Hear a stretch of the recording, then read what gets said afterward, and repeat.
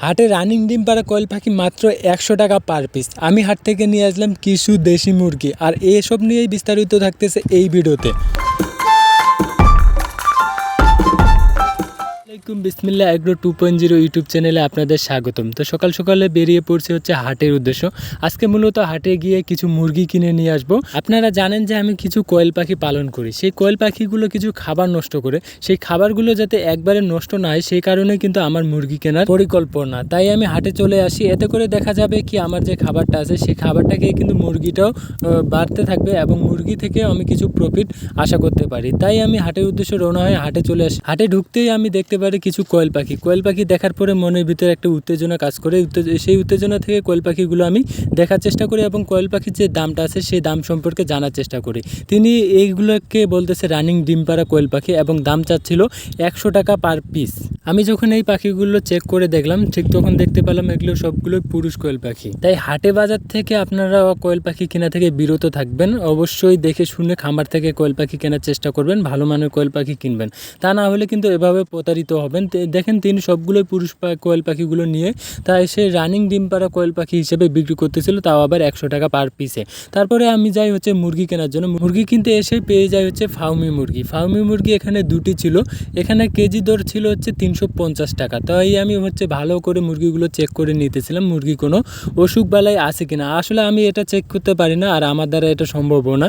তাই আমার যে ভাতিজা আছে সেই ভাতিজাকে লাগিয়ে দিয়েছি মুরগিগুলো চেক করার জন্য।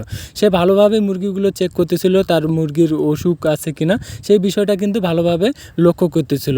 আপনারা যদি হাটে বাজার থেকে মুরগি, হাঁস, কবুতর এসব কিছু কিনেন তাহলে অবশ্যই ভালোভাবে চেক করে নেবেন বা ভালোভাবে যে বুঝতে পারে সেই লোকটাকে নিয়ে আসবেন। কারণ না হচ্ছে এখান থেকে নিয়ে গিয়ে দেখা যাবে যে মুরগিগুলো অসুখ বালাই রয়েছে। এর ফলে দেখা যাবে যদি আপনি এই সব মুরগি আপনার খামারের সাথে অ্যাডজাস্ট করে ফেলেন তাহলে কিন্তু সেখান থেকে আরও ভাইরাস ধরে আপনার খামারটা নষ্ট হয়ে যেতে পারে। তাই এই বিষয়গুলো অবশ্যই সতর্ক থাকবেন এবং হাট থেকে পশু পাখি কিনে নিয়ে গেলে অবশ্যই আলাদা করে রাখবেন এবং হচ্ছে জীবাণুনাশক দিয়ে জীবাণুনাশক করে ফেলবেন। এর ফলে আপনার যে মুরগির যে ভাইরাস আছে সেই ভাইরাসগুলো কিন্তু মরে যাবে, তারপরে আপনি একসঙ্গে রাখতে পারেন। এই বিষয়গুলো অবশ্যই সতর্কভাবে রাখবেন। আমরা হচ্ছে মূলত হাট থেকে দুটি মুরগি পাই, এর থেকে বেশি মুরগি পাই না। বাকি মুরগিগুলো অসুস্থ ছিল, যার ফলে আমরা দুটি বেশি মুরগি কিনতে পারি না। আর সেই দুটি মুরগি নিয়ে আমরা হচ্ছে বাড়ির উদ্দেশ্যে রওনা হয়ে যাই।